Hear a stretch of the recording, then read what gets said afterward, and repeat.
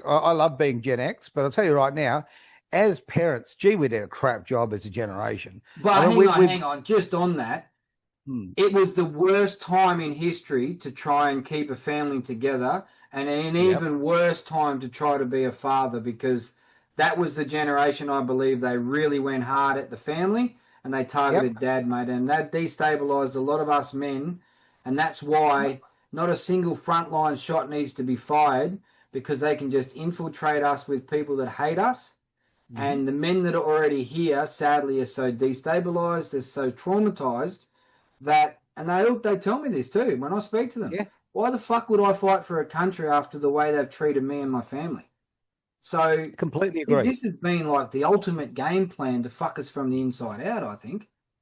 Well, you bang on, and I mean, and the numbers and the stats absolutely back up what you said.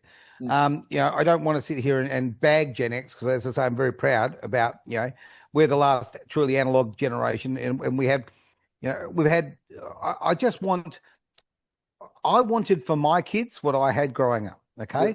I wanted the bikes out the front of your mate's place. I wanted the freedom of the fact that come home when the lights, the street lights come on. All of that. I think, we were so bloody lucky. We didn't even know at the time.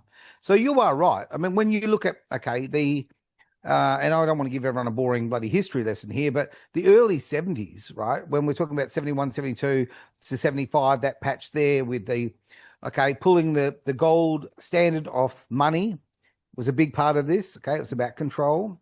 About the family court, about the instigation of in Australia the social policies that basically broke the family up so much and financially incentivized breaking up the family.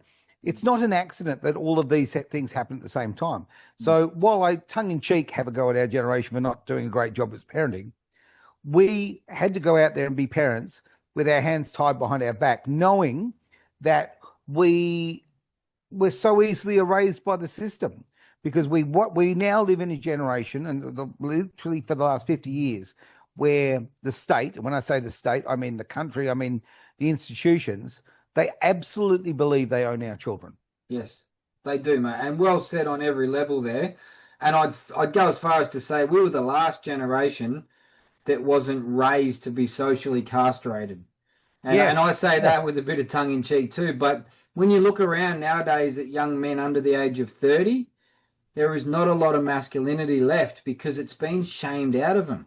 These young yep, men that, strive to be like their dads and their granddads and be big, strong, strapping, young, protective lads, they were shamed. They were embarrassed. They were absolutely. made to feel like they were toxic because they That's had right. this inbuilt purpose to want to protect like we were and the way we were.